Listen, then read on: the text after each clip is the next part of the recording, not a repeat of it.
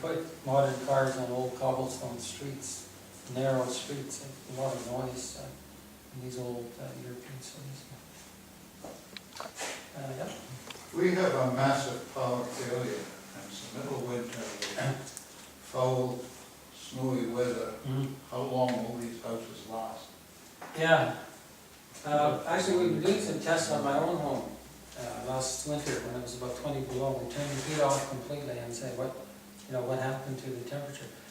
And it only drops about 0.3 degrees Celsius per hour. So if you could say take a 3 degree Celsius temperature drop, this was before you started getting really unpleasant, that would give you 10 hours of time until the power came back on.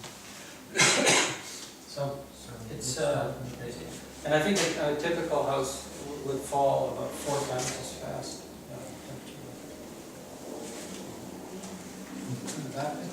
Can you explain to me what's meant by low E?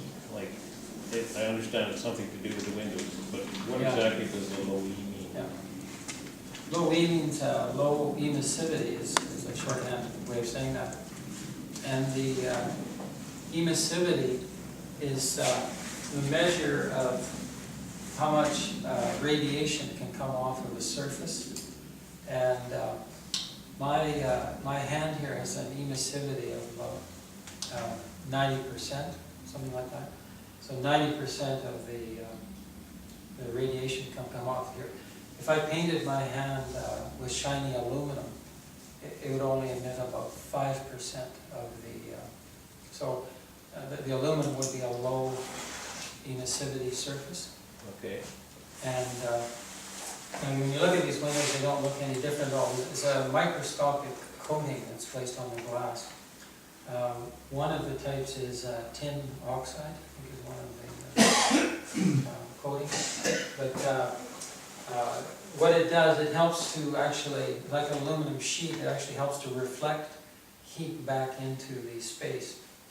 And the window, however, lets the solar radiation go right through, but the heat waves trying to get back out are actually reflected back into the space. And that's why you get a better R value than just say with ordinary glass. So it's actually only coated on one side of the glass? They have usually on these windows 2 coats. There's one, there's one pane of glass, and just on the other side of this piece here, there's emissivity on that. Right. And then the middle piece, just on the other side of that, there's the low E coating as well. So it's kind of like a one-way mirror. One Yeah, side you can look way- through it, the other side you can't. The shortwave radiation from the sun passes through that coating, but the long wave radiation trying to get back out is actually reflected back into the space. Okay. So the long wave won't come in then? Well, most of the radiation from the sun is fairly short-wave. Like the sun has a temperature of 5,700 degrees Celsius.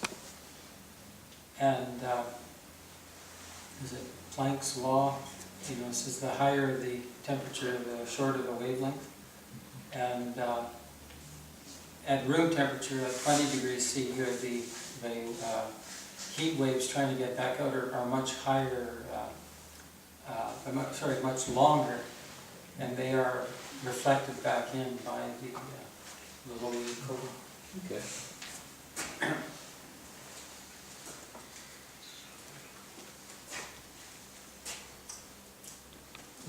The original Regina house in '76 had vestibule entries. How come a house like this doesn't have vestibule entries? We've done some studies on homes, and in a home like this, the doors, with a conventional operation, might have 10 times a day or something are open.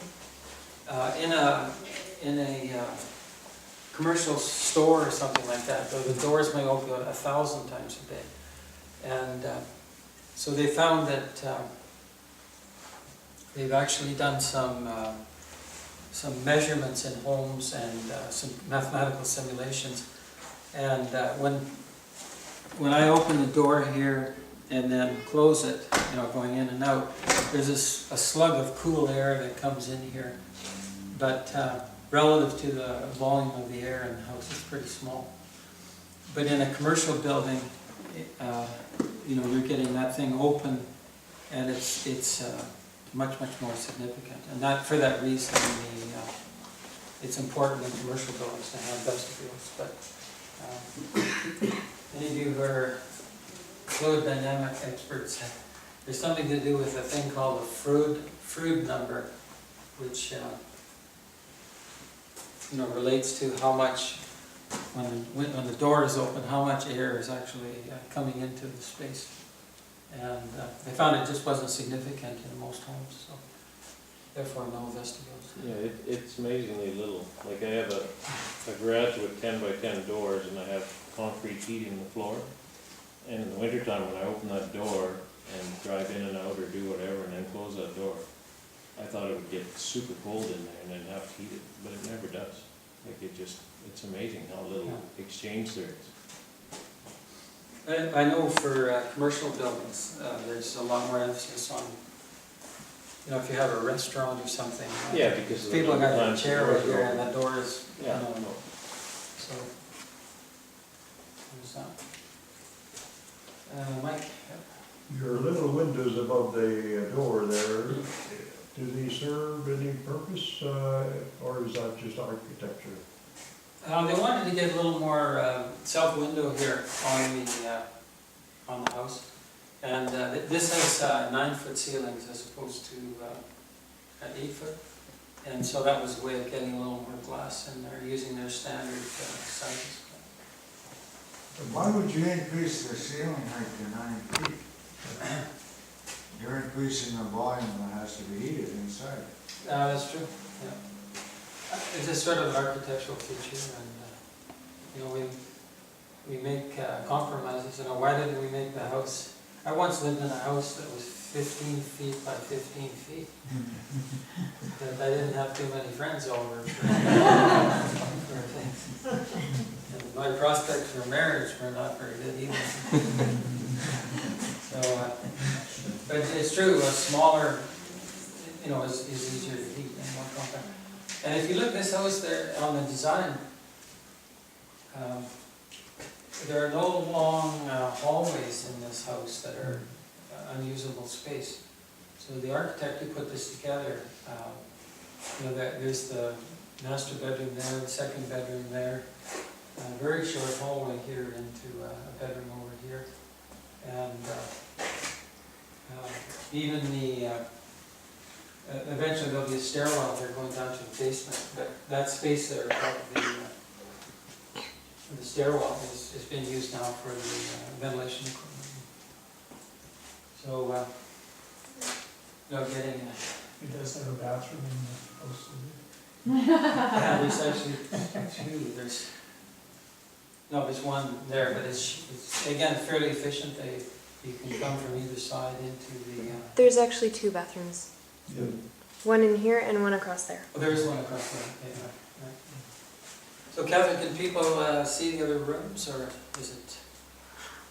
Unfortunately, you'll have to come back for a regular tour. Okay, right. It says that there's only 6% window on the south. Yeah, Is ratio anything of- more than that too big or too much, or how do you base that, 6%? Yeah, if you take the glass area here and the floor area for the main floor, the ratio is around 6%. And if you put more in, what tends to happen is on a sunny day, usually in the fall when it's, well, like today, it was pretty warm out. The sun is quite low on the horizon. We're only, 6 or 7 weeks away from Christmas. And, you know, the house can overheat quite a bit. And it depends on the amount of mass in the house as well here. But that's, you know, in the bubble. We had a house back in 1977, some of you may have visited, on Megland Place. And they had a ratio of 25% south window to floor area. And on a sunny day, it would swing about 12 degrees Celsius.